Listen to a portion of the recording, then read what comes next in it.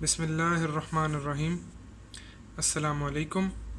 Hopeless मेडिकोज़ में आप सबको खुशामदीद। उम्मीद करता हूँ कि आप सब खैरियत से होंगे। आज हमारा थर्ड लेक्चर है जनरल फार्माकोलॉजी की सीरीज़ में फार्माकोकाइनेटिक्स में एब्जॉर्प्शन। आज हम स्टार्ट करने लगे हैं। अच्छा, सबसे पहले तो अगर आपने चैनल को सब्सक्राइब नहीं किया अभी तक तो सब्सक्राइब कर दें और बेल का आइकन दबाना ना भूलिएगा ताकि नेक्स्ट आने वाली वीडियोस का आपको नोटिफिकेशन मिलता रहे। एब्जॉर्प्शन है क्या? ड्रग की एंट्री साइट ऑफ एडमिनिस्ट्रेशन से सिस्टेमिक सर्कुलेशन में। It's the entry of drug from the site of administration to the systemic circulation. जहाँ भी हमने एडमिनिस्टर किया ड्रग को, मसल में किया है, सबक्यूटेनियस किया है, औरल दिया है ड्रग, ठीक है, आईवी दिया है। आईवी तो खैर आईवी में एब्जॉर्प्शन नहीं होती क्योंकि वो डायरेक्ट जा रहा है ब्लड के अंदर। खैर, इन सब में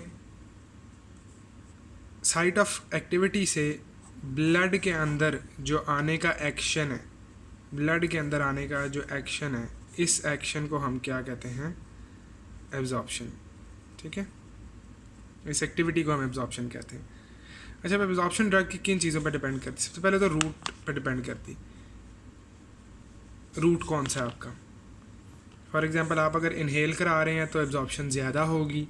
ठीक है, उसके अलावा कुछ ड्रग्स के रूट्स उनके फर्स्ट पास की वजह से डिफरेंट होते हैं। फर्स्ट पास क्या है ये अभी हम बात करेंगे।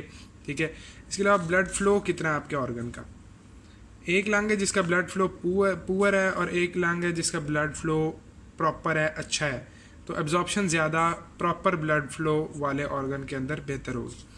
लास्टली, कंसनट्रेशन जो हमने एडमिनिस्टर की है ड्रग की, उसकी कंसनट्रेशन भी बहुत ज़्यादा इस बात पे इफ़ेक्ट करती है कि कितना एब्जॉर्ब होगा। याद करें, हमने फिक्स लॉ ऑफ डिफ्यूजन किया था जो कि ये बताता है कि कंसनट्रेशन ग्रेडियंट जो है वो डायरेक्टली प्रोपोर्शनल है रेट ऑफ डिफ्यूजन के। और हमने ये भी बात की थी कि मेजॉरिटी ड्रग्स जो हैं वो पैसिवली डिफ्यूज़ होते हैं।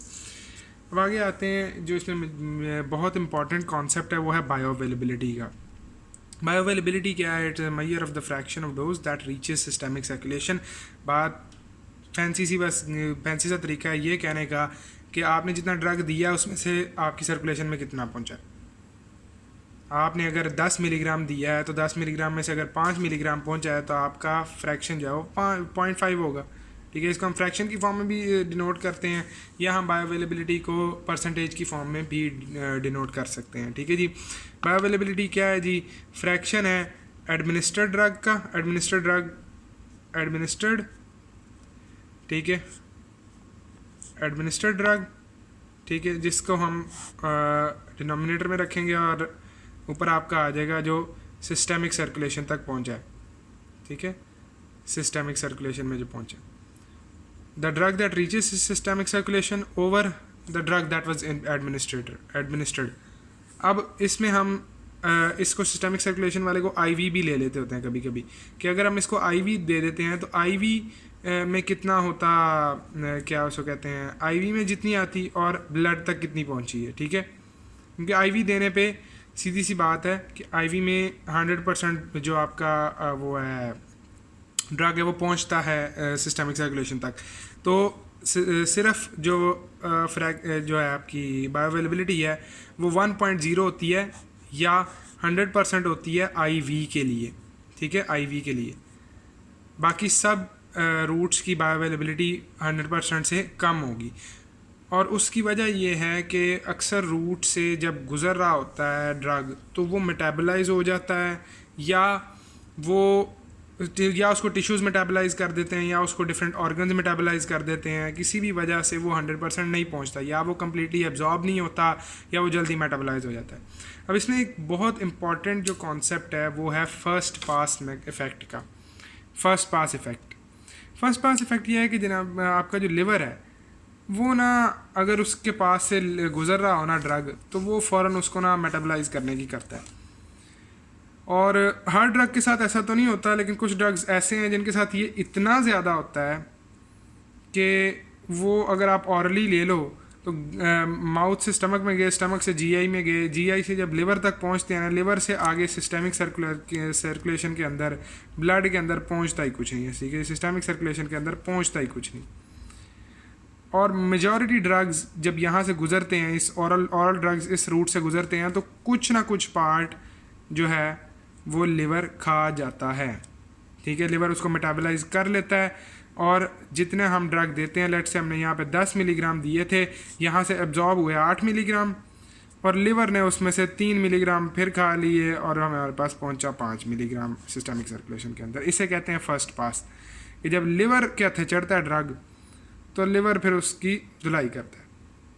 और इसमें कुछ ड्रग्स हैं जो कि बहुत ज़्यादा मेटाबलाइज होते हैं लिवर से जब पास होते हैं। फॉर एग्जांपल लाइडोकेन है, लाइडोकेन बिल्कुल नहीं पहुंचता सिस्टमिक सर्कुलेशन तक, हाथ जाता ही नहीं है। सेकेंडली नाइट्रोग्लिसरिन, आप में से अक्सर को पता होगा, ये वो टैबलेट है जो ज़ुबान के नीचे रखी जाती है।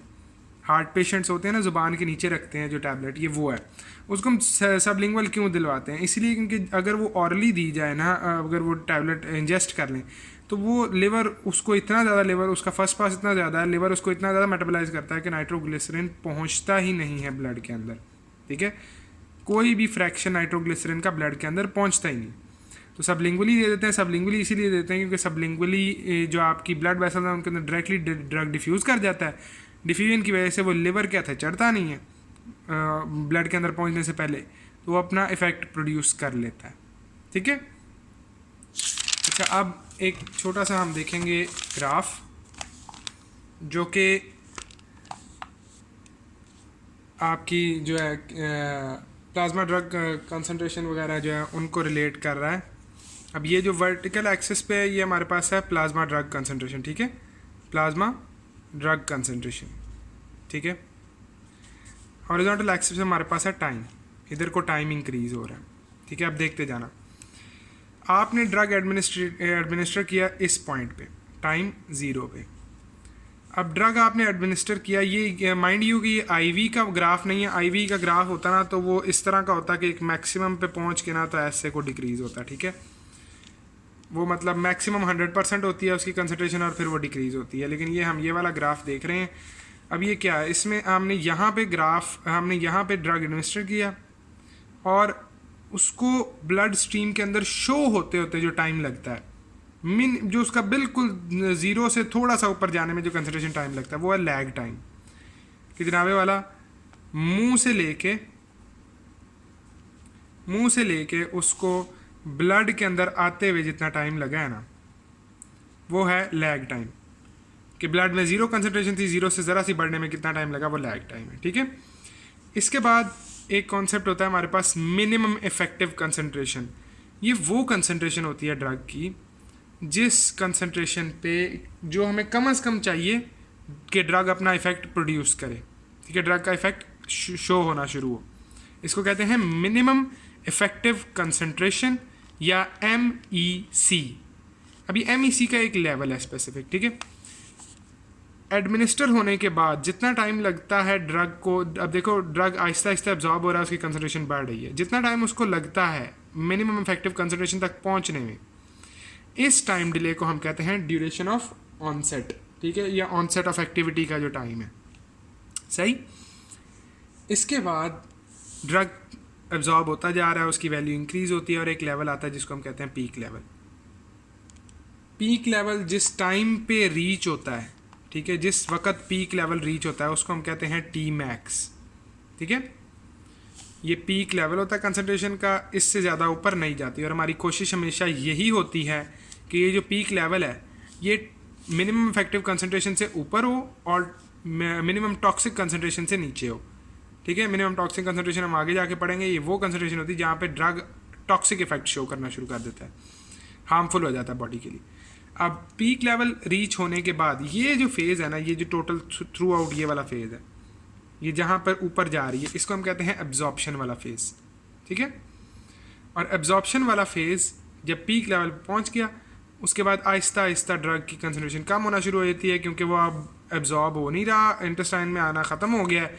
अब बॉडी उसको आहिस्ता आहिस्ता मेटाबलाइज कर रही है और मेटाबोलाइज होने के बाद जब ये मिनिमम इफेक्टिव कंसंट्रेशन से नीचे गिरता है तो अब यहाँ पे आपका एलिमिनेशन फेज स्टार्ट हो गया, ठीक है। जब ड्रग की कंसंट्रेशन मिनिमम फेज से नीचे गिर गई है, मिनिमम इफेक्टिव कंसंट्रेशन से नीचे गिर गई है, तो अब आपकी ब्लड स्ट्रीम में मौजूद है ड्रग अभी भी, लेकिन अब वो इतना कम है कि वो अपने इफेक्ट प्रोड्यूस नहीं कर रहा और बॉडी उसको एलिमिनेट करती जा रही है, ठीक है। अब जितना टाइम ड्रग स्पेंड करता है ये मिनिमम इफेक्टिव कंसंट्रेशन से ऊपर, ठीक है, कि जब तक ब्लड के अंदर ड्रग की कंसंट्रेशन मिनिमम इफेक्टिव कंसंट्रेशन से ज़्यादा है, उस टाइम को हम कहते हैं ड्यूरेशन ऑफ एक्टिविटी या ड्यूरेशन ऑफ एक्शन।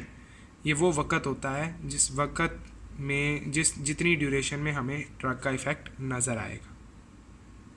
अब एक दफ़ा रिवाइज कर लेते हैं। एब्जॉर्प्शन क्या है?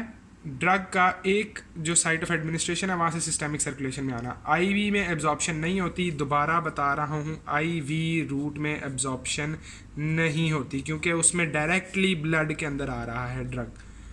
मस्कुलर है, सबक्यूटेनियस है, ओरल है, इनहेल कर रहे हैं, सबलिंगुअल है, ठीक है। रूट पे डिपेंड करता है या राउट पे डिपेंड करता है कि कितना आपकी एब्जॉर्प्शन हो रही है, आपके ऑर्गन के ब्लड फ्लो पे डिपेंड करता है, और कंसंट्रेशन कितनी आपने दी है उस पर डिपेंड करता है। बायो अवेलेबिलिटी क्या है? ये सिर्फ वो फ्रैक्शन है, ये उतना है कि जनाब वाला हमने ड्रग दिया कितना और उसमें से पहुंचा कितना, ये उसका एक मैयर है बस। फर्स्ट पास क्या है? लिवर से जब ड्रग लिवर के हथे चढ़ता है तो लिवर उसको सही जो है ना उसकी मेटाबॉलिज्म प्रॉपर करता है और उसको ब्लड तक पहुंचने ही नहीं देता, या पहुंचने देता है तो जितना दिया था उसके निस्बत कम पहुंचने देता है। और लास्टली ये हमने ग्राफ देखा था कि जिसमें पहले एब्जॉर्प्शन वाला फेज़ है, लैग है, ड्यूरेशन ऑफ ऑनसेट या ऑनसेट ऑफ एक्टिविटी है, उसके अलावा ड्यूरेशन ऑफ एक्टिविटी है, पीक लेवल रीच होता है, टी मैक्स होता है, एंड देन एलिमिनेशन है और मिनिमम इफेक्टिव कंसंट्रेशन का कॉन्सेप्ट देख लिया। अगर आपका कोई भी क्वेश्चन है, कोई भी क्यूरी है तो let me know in the comments, आपके सारे सवालों के जवाब देने की कोशिश की जाएगी। Thank you very much for listening. और अगर अगले लेक्चर में आप अगले लेक्चर का नोटिफिकेशन लेना चाहते हैं तो काइंडली सब्सक्राइब कर दें और बेल का आइकन दबा दें। नेक्स्ट इंशाल्लाह हम डिस्ट्रीब्यूशन डिस्कस करेंगे। अल्लाह हाफ़िज़।